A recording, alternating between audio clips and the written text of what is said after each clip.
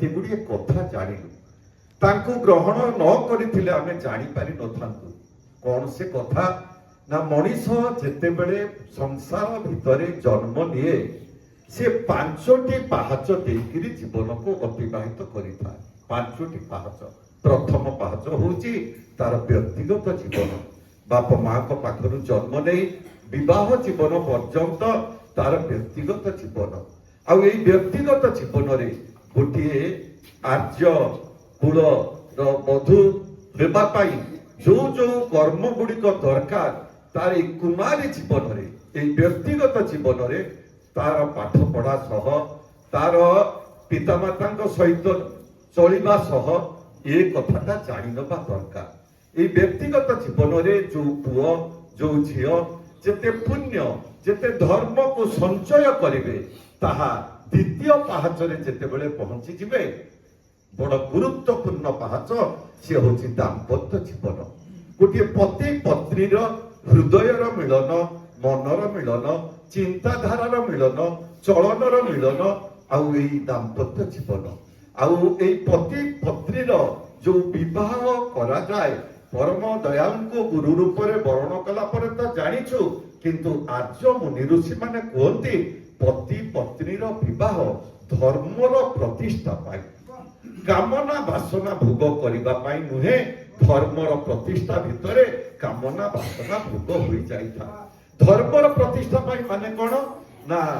सेई दुई जनकर हृदयर मिलनरु जो संतानटी जन्म हब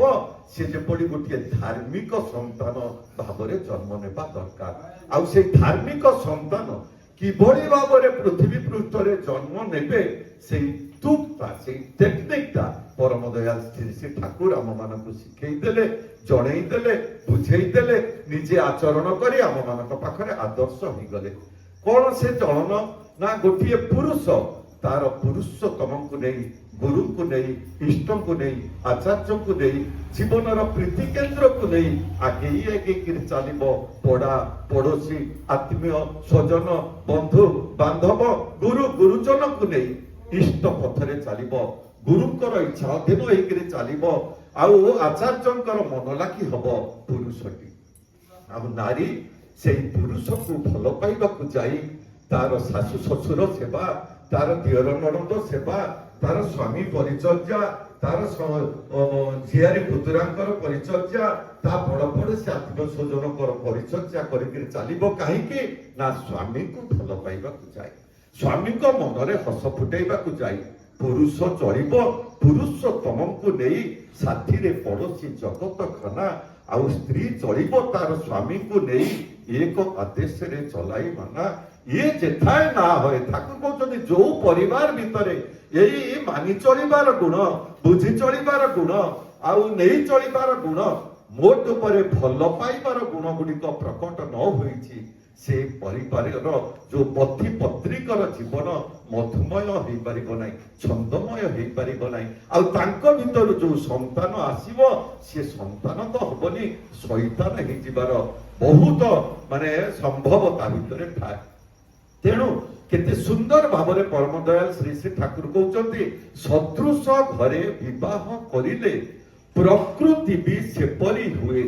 जीवन युद्धे से जातकर से परी भी होटी जय जिते बहटा सदृश घरे हम माने धर्म रे नीति रे आदर्श रे चलन रे चरित्र रे आचरण रे कथा रे वार्ता रे सेवा रे कायदा रे ढंग रे रंग रे पुरुषर मन सहित नारीर मनटा मिलिकी चलुव दुई जन जाक वक्ता हो गले हम ना जड़े वक्ता आउ जड़े श्रोता ताहले जाइकरी मधुमय हम तांकर जीवन चलनी आउ सदा सर्वदा जे आर्य नारी से केते कुशल कौशली भाव में तार जीवन को यापन करने दरकार ता व्यक्तिगत जीवन भितर शिखिकी जाए वैवाहिक जीवन में पदार्पण करने दरकार आउ व्यक्तिगत भितर जदि सी न जान न बुझ बाप घर गौरव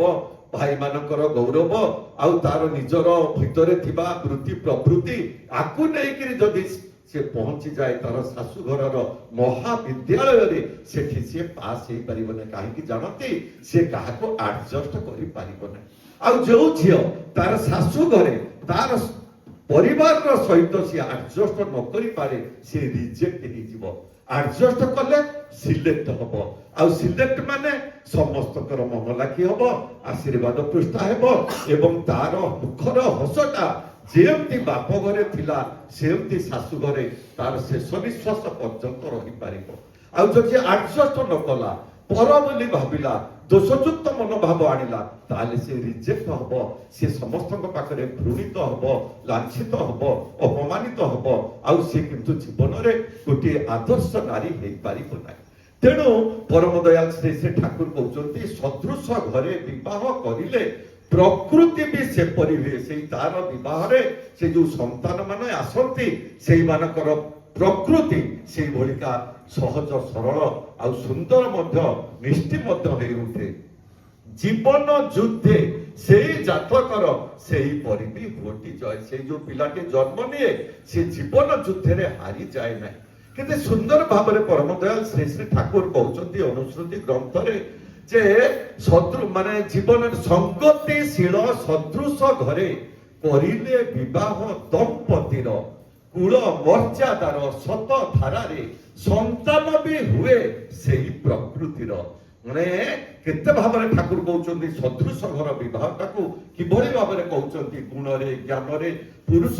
नारी ठारू टिके ऊपर रहउथिबो आ नारी से पुरुष को जेते बेले जानि गला तार विवाह जीवन पर बुझी गला सुखी गला से तार इष्ट देवतांकर पाखरे प्रार्थना जणाइबो को जन्म रे को कर्म करिथिली आज आपण प्रभु कृपा करी दया करी एही भली स्वामी को मते मो जीवनर साथी बोली करी धरई दैछंती आउ सेकु जेतेबेले थरे तार गोटे नारी तार पुरुष को जेतेबेले भल पाई जाए जेते बोझ ता ऊपर को नदी दिया गले नारीर एभली शक्ति अछि से बहन करी चली जाई पारे आउ सेहिति पाई परम दयाल श्री श्री ठाकुर केते भाबरे कहउचंती पति पत्नीर प्रीतिपूर्ण परिचर्ची माने पति आ पत्नीर उभयंकर जीवन चलनी सदा सर्वदा प्रीतिपूर्ण हवा दरकार मधुमय हवा दरकार से माने जहाटा स्वामी कहउचंती जदि भी भल न लागे तत्क्षणात किंतु मां माने माने आजिर झील माने आजिर बोह माने जे विशेष करी परम दरदी परम दयाल को जीवन रे ग्रहण करचंती से माने प्रति उत्तर देई पारिबे ना दबाटा उचित नुह थरे जदि जूनियर लोक सीनियर लोक को माने कनिष्ठा तार श्रेष्ठ को प्रति उत्तर देई देला ताले सर्वनाश हेकर चली गला तार समस्त पुण्य समस्त धर्म नाश हेकर चली जबो सेहि पई तो ठाकुर कहउछथि नाम कर 24 घंटार मतन नाम कर नाम कले कर्कश भाषी नारी कोमल भाषिणी हे जीव नाम कले मन भितरे दोष दृष्टि संपन्न भाव तार गुणग्राही हे जीव जे कोनोसी लोक को शाशु घर रे ताकू भल लागिवो कार दोष बोली दोष से देखि पारिबो नाही कारण परम दरदी को मठरे बहन करी से जीवन अतिबाहित करी संकल्प नेछि कोन संकल्प ना मोते मोर बाप मा जोठी की बहु करी पठौचंती ताकू मो अमरावती रे परिणत करिबी लक्ष्मी पुरे मुझे परिणत करी प्रत्येक झील मैंने जिते बह जाती माँ माने भाई माने सजे तार ट्रंक टे भितर किसी पैसा किसी कस्मेटिक्स किसी लुगा यही साथी नहीं सी विदाय नहीं चली जाए आम घर निज घर को आम घर माने झील जिते बाप घर थिला सी आम घर है आते शाशु घर को गला सी मो घर है यही भलिका भाव मन भाव नहीं जाती किंतु जड़े सत्संगी जिते बह जाए सी से कौन नहीं जाए जानते धर्मर बल पुरुषोत्तम आशीर्वाद सहित धर्मर बल से धार्मिक पुरुष को मथारे बहन करी गुणरे गुणान्वित हो तांकरी बलरे बलियान होकरी सी जाउछि तार शाशु घरर विश्वविद्यालय को आउ सेठी सी तार जीवन शेष निश्वास पर्यंत सेठी कटेब पछुक अनै देछि ये घर आ मोर नाही ये बाप माँ आ मोर भी हेले नाही ये भाई भौणी ये सांग साथी ये बारी बगीचा सब मो पाखरु दूरे गले मोर जे संसार मोर जे जोठी मोर जीवन शेष मुहूर्त मु सेठी विदाय नहीं जाउछि तेणु ପ୍ରତ୍ୟେକ ଝିଅ ଆଗ କୋମଳ ଭାଷୀ ହବା ଦରକାର। କୋମଳ ଭାଷୀ ନହେଲେ କର୍କଶ ଭାଷୀ ହେଇଗଲେ ସର୍ବନାଶ ହେଇକିରି ଚାଲିବ। ଆଉ ଖାଲି କୋମଳ ଭାଷୀ ହବ ନାହିଁ, ପରକୁ ଆପଣାର କରିବାର ଗୁଣ ତା ଭିତରେ ଜାଗ୍ରତ ରହିବା ଦରକାର। ଆଉ ଆଜିର ମା ମାନେ ଯୋଉମାନେ ପ୍ରକୃତ ଭାବରେ ଗୁରୁକେନ୍ଦ୍ରିକ ଜୀବନ ଯାପନ କରିଥିବେ ସେମାନେ ଶିଖେଇ ଦେବେ, ବୁଝେଇ ଦେବେ, ଜଣେଇ ଦେବେ ଯେ ଯାହା ବଡ ମାଙ୍କୁ ସେଦିନ ଶ୍ରୀ ଶ୍ରୀ ବଡ ମା ଯେତେବେଳେ ବିବାହ ହେଇକିରି ଯାଉଛନ୍ତି 12 ବର୍ଷ ବୟସରେ, ସେତେବେଳେ ତାଙ୍କର ଜନ୍ମିତ ମା ଯାହାଟା କହିଥିଲେ, ଶାଶୁ ଘରକୁ ଯାଉଛୁ ଲାଜ ସରମ ମାନିକିରି ଚଳିବୁ, ଓଢଣା ଦେଇକିରି ଚାଲିବୁ, କାହାକୁ ପ୍ରତି ଉତ୍ତର ଦବୁ ନାହିଁ, ଯିଏ ସହେ ସିଏ ଜୟୀ ହୁଏ, ଆଉ ତୋର ଶାଶୁର ବିରୋଧୀ ଲୋକ ପାଖରେ ଟୁପୁ ଟୁପୁ ଫୁସୁ ଫୁସୁ ହବ ନାହିଁ। ସେଇ କୋଉ 100 କେତେ ବର୍ଷ ତଳର କଥା। ଆଉ ଆଜି ଯୋଉ ଝିଅ ମାନେ ଏତେ ଟିକିଏ ବି ତାକୁ ମାନିକିରି ଚଳିବେ, ତାଙ୍କ ଘର ଏକ ମାନେ ଆନନ୍ଦମୟ ଏକ ତୀର୍ଥରେ ପରିଣତ ହେଇକିରି ଚାଲିଯିବ। ପରମ ଦୟାଲ ଶ୍ରୀ ଶ୍ରୀ ଠାକୁର କେତେ ସୁନ୍ଦର ଭାବରେ କହୁଛନ୍ତି, ଗୋଟିଏ ଝିଅ ତାର ଗୁଣ ସେ ଏଭଳି ପ୍ରକଟ କରିବ, କାରଣ ସଂସାର ସୁଖୀ ହୁଏ ରମଣୀର ଗୁଣେ। ରମଣର ଗୁଣ ନୁହଁ, ରମଣୀର ଭାଷା, ତାର କଥା, ତାର ଓଠର ହସ, ତାର ଆଖିର ଭଙ୍ଗୀ, ତାର ଜୀବନ ଚଳନୀ, ଆଉ ସବୁ ଗୁଡିକ ସିଏ ତାକୁ ସଂଯତ କରିବ। କେତେବେଳେ ସଂଯତ କରିବ ନା ସତ୍ସଙ୍ଗ କଲେ ମଣିଷ ସଂଯମୀ ହୁଏ, ସତ୍ସଙ୍ଗ କଲେ ମଣିଷ ସଂଯତ ହୁଏ, ସତ୍ସଙ୍ଗ କଲେ ମଣିଷର ବୃତ୍ତି ପ୍ରବୃତ୍ତି ନିୟନ୍ତ୍ରିତ ହେଇଥାଏ, ସତ୍ସଙ୍ଗ କଲେ ମଣିଷର ଜ୍ଞାନର ସମୃଦ୍ଧି ହେଇଥାଏ, ସତ୍ସଙ୍ଗ କଲେ ମଣିଷର ଚରିତ୍ର ପରିମାର୍ଜିତ ହେଇଥାଏ, ଚାଲି ଚଳନ ଆଚାର ବ୍ୟବହାର ହଉଛି ଚରିତ୍ର। ସତ୍ସଙ୍ଗ କଲେ ପୁରୁଷୋତ୍ତମଙ୍କର ସତ୍ସଙ୍ଗ କଲେ ମଣିଷ ଭାଗ୍ୟ ମଧ୍ୟ ପରିବର୍ତ୍ତନ ହେଇଯାଇଥାଏ। ଆଉ ସେଦିନ ମୋର ମନେ ପଡୁଛି, ଆମର ଝିଅ ଯାଇଛି ଆଶ୍ରମକୁ, ଆଚାର୍ଯ୍ୟ ଦେବଙ୍କ ପାଖରେ ବସିଛି, ଜଣେ ଆସିକିରି କହୁଛନ୍ତି ଯେ ବହୁତ ଖୋଜି ଖୋଜି ମିଳିଲା ନାହିଁ ସ୍ୱସ୍ତୟିନୀ ହୋଲ୍ଡର ଝିଅଟିକୁ, ଗୋଟିଏ ସ୍ୱସ୍ତୟିନୀ ହୋଲ୍ଡର ଘର ପୁଅ ସହିତ ବିବାହ ପାଇଁ ବହୁତ ଇଚ୍ଛା ରହିଲା, 32 ବର୍ଷ ହେଇଯାଉଛି ହେଇପାରୁନାହିଁ, ଗୋଟିଏ ଅଧିକ୍ଷିତ ଘରକୁ ସେ ଝିଅକୁ ବିବାହ ଦବାକୁ ପଡୁଛି। ହସି ଦେଇଛନ୍ତି, କହିଲେ ସିଏ ପୁର ସେ ଘର ମୁକ୍ତି ପାଇଯିବ, କାରଣ ଏ ଝିଅ এইভଳିକା ଭାବରେ ତାର ଜୀବନ ଚଳନୀକୁ ସେଇଭଳିକା ଭାବରେ ସେ ସମସ୍ତଙ୍କୁ ଭଲ ପାଇ ସମସ୍ତଙ୍କୁ ଆପଣାର କରି ସେଠି ତାର ଜୀବନକୁ ଏଭଳିକା ଭାବରେ ଗଢି ତୋଳିବ ଯେମିତି ଜୀବନରେ ସେ ପରିବାର ଅତି ସୁନ୍ଦର ଭାବରେ ସେ ଗଢି ଉଠିବେ। ଆଉ ନିଶ୍ଚିତ ଗୋଟିଏ ଝିଅର ପରିଚର୍ଯା ଭିତରେ ଛାତା ପୁରା ପରିବାର ମଧ୍ୟ ସେଇଭଳିକା ଠାକୁରଙ୍କର ହେଇ ଉଠିବେ। ସେଦିନ ସୁରେଶ ଦେବସର୍ମାଙ୍କର ପୁଅ ବାପୁନ୍ଦା যে আশ্রমে বর্তমানে দেখুଛନ୍ତି আমার জাতক সবু দেখুଛନ୍ତି, মো নিজ ঝিওর জাতক মু তাকে নেইଥିଲି দেখেଇବା ପାଇଁ এই 2-3 মাস তଳେ। ଆଉ ଯେତେବେଳେ ଦେଖେଇଲି ସେତେବେଳେ କହିଲେ ଝିଅ ପୁଅଟି ଦୀକ୍ଷା ନେଇଛନ୍ତି, ମୁଁ କହିଲି ନା ସେଇଥିପାଇଁ ପୁରା ଘରେ ଭାରି ଦୁଃଖ। ନା ଦୁଃଖ କଣ, ଶୁଣ ମଣି ଭାଇ ମୁଁ ଆପଣଙ୍କୁ କହୁଛି ଗୋଟିଏ କଥା, ଆଚାର୍ଯ୍ୟ ଦେବଙ୍କ ପାଖରେ ନିବେଦନ କରିଛନ୍ତି ଗୋଟିଏ ଝିଅ ତାର ଶାଶୁଘର କେହି ଦୀକ୍ଷା ନେଇନା, কিন্তু আচার্য দেবଙ୍କର আশীর্বাদରେ ତାଙ୍କର ପ୍ରେରଣାରେ ତାଙ୍କର 2 ପଦ କଥାରେ ଝିଅ ମନର ବଳଟା ପାଇଯାଇଛି। ଆଉ ଯାହା ଘରକୁ ବିବାହ ହେଇକିରି ଯାଉଛି ସିଏ ଏଇ ଯୋଉ ଇଲେକ୍ଟ୍ରିକ ଖୁଣ୍ଟ ଉପରେ ଯୋଉ ଶଙ୍ଖ ତିଆରି ହୁଏ ସେଇ ଶଙ୍ଖର ଉତ୍ତର ପ୍ରଦେଶର ସେଇ ଶଙ୍ଖର ଫ୍ୟାକ୍ଟ୍ରି ସିଏ କରିଛନ୍ତି, କୋଟି କୋଟିପତି ଲୋକ। ଆଉ ଏଇ ଝିଅଟି ଯେତେବେଳେ ତାଙ୍କ ଘରକୁ ବୋହୂ ହେଇକିରି ଯାଇଛି ସମସ୍ତେ ମାଛ ମାଂସ ପିଆଜ ରସୁଣ ସବୁ ଖାଉଛନ୍ତି, କେହି ଆଉ ତା ଦେହରୁ ବାଦ ପଡିନାହାନ୍ତି। ଝିଅଟିଙ୍କର ସବୁବେଳେ ମନେ ପଡିଯାଉଛି ଆଚାର୍ଯ୍ୟ କହୁଛନ୍ତି ତୋତେ ସେଠି ପାସ୍ କରିବାକୁ ପଡିବ। ଏଭଳିକା ଭାବେ ଶାଶୁ ଶ୍ୱଶୁର ଦିଅର ନଣନ୍ଦକୁ ଏଭଳିକା ଭାବରେ ପରିଚର୍ଯା କରିଛି, ଏଭଳିକା ଭାବରେ ତାଙ୍କର ମନର ସେବା ବାହ୍ୟ ସେବା କରିଛି, ଏଭଳିକା ଭାବରେ ତାଙ୍କୁ ବ୍ୟବହାର କରିକିରି ଚାଲିଛି। ସମସ୍ତେ ଝିଅଟିର ପ୍ରତି ଏଇ ବୋହୂଟିର ପ୍ରତି ସମସ୍ତଙ୍କର ମନୋଭାବ ବଦଳି ଯାଇଛି। ଆଉ ମାନେ ଗୋଟିଏ ଦୀକ୍ଷିତ ପରିବାରକୁ ଆଜିକାଲି ବହୁତ ଲୋକ ଘୃଣା କରୁଛନ୍ତି, କାହିଁକି ନା ଆମ ଝିଅ ମାନେ ଶାଶୁ ଘରରେ ପାସ୍ କରି ପାରୁନାହାନ୍ତି 90% ଝିଅ। କାହିଁକି ନା ଯୋଉ ଜାଗାକୁ ଗଲେ ଯୋଉ ଫଳ ସେଇ ଫଳ ଖାଇବାକୁ ପଡିବ। ଆଉ ମୁଁ କାଳୀଙ୍କ ମନ୍ଦିରକୁ ଯାଇଛି, ସେଠି ଗଣେଶଙ୍କ ମନ୍ତ୍ର ପାଠ କଲେ କାଳୀ ଆଶୀର୍ବାଦ କରିବେ ନା, ସେଇଭଳିକା ଲୋକଙ୍କୁ ତାଙ୍କର ନିଜର ହେଇ ତାଙ୍କୁ ଏ ଇଷ୍ଟଙ୍କ ଆଡ଼କୁ ଟାଣି ଆଣିବା ପାଇଁ ବହୁତ ମାନେ ପରିଶ୍ରମ ଆଉ ଶ୍ରଦ୍ଧା ଆଉ ତାପରେ ଭକ୍ତି ଭାବ ଦରକାର। ଆଉ ସେଇ ଶାଶୁ ଶ୍ୱଶୁର ମାନେ ଭାରି ଖୁସି ହେଇଛନ୍ତି, ଆସିଛନ୍ତି ଆଚାର୍ଯ୍ୟ ଦେବଙ୍କ ପାଖକୁ ସେ ଝିଅ ନିଜର ଶାଶୁ ଘରର କଥା ଜଣେଇବା ପାଇଁ। ଏଇ ଆଜିର ଆଚାର୍ଯ୍ୟ ଦେବ ସେତେବେଳେ ଆଚାର୍ଯ୍ୟ ଦେବ ହେଇନଥାନ୍ତି, ସିଏ କହିଲେ ମୁଁ ତୋ ଶାଶୁ ଘରକୁ ବୁଲିବାକୁ ଯିବି। ଚମିକି ପଡିଛି ଝିଅ। ଆଚାର୍ଯ୍ୟ ଦେବ କହୁଛନ୍ତି ମୋ ଘରକୁ ଯିବେ। ହସି ଦେଇଛି ଯିଏ କହୁଛନ୍ତି ତାର ପୂର୍ଣ୍ଣାଙ୍ଗ କଥା ତାଙ୍କ ଆଖି ଆଗରେ ଆସିଛି। କେମିତି ଝିଅଟି ଯାଇ ତାଙ୍କର ଶାଶୁ ଘରେ ଆଚାର୍ଯ୍ୟ ଦେବ ପହଞ୍ଚିବେ, ତାଙ୍କ ସାଙ୍ଗରେ କଥା ସାଙ୍ଗରେ ଆଶୀର୍ବାଦ ମଧ୍ୟ ରହିଛି। ଏବଂ ଆସିକିରି ଶାଶୁ ଶ୍ୱଶୁରଙ୍କୁ ଖାଇବାକୁ ଦେଲା ବେଳେ କହୁଛନ୍ତି ବାବା ଆଉ ମୋର ଯିଏ ଗୁରୁ ଯିଏ ଆଚାର୍ଯ୍ୟ ଦେବ ସିଏ ଚାହୁଁଛନ୍ତି ଆଉ ଆମ ଘରକୁ ଆସିବା ପାଇଁ। ସେଠୁ ହସି ଦେଇଛନ୍ତି ଶ୍ୱଶୁର। ବୋହୂକୁ ତ ଭଲ ପାଉଛନ୍ତି, ଶାଶୁ ବି ଭଲ ପାଉଛି, ଦିଅର ନଣନ୍ଦ ଭଲ ପାଉଛନ୍ତି, ତାଇ ନା କି? ନା ହଁ। ନା ତାହେଲେ କୁହ କେବେ ଆସିବେ ବୁଝିକିରି କୁହ, ମୁଁ ସ୍ୱାଗତ କରୁଛି ତାଙ୍କୁ ଆସିବା ପାଇଁ। ମା ଓ ଭାଇ ମାନେ 10 ଲକ୍ଷ ଟଙ୍କା ସେ ବାବୁ ଖର୍ଚ୍ଚ କରିଦେଲେ। ମତେ ସୁରେଶ ତାଙ୍କର ପୁଅ କହୁଥାନ୍ତି ଆଉ ବାବୁନ୍ଦା କହିଲେ ଗୋଟିଏ ହାଫ କିଲୋମିଟର ଦୂରରୁ ସିଏ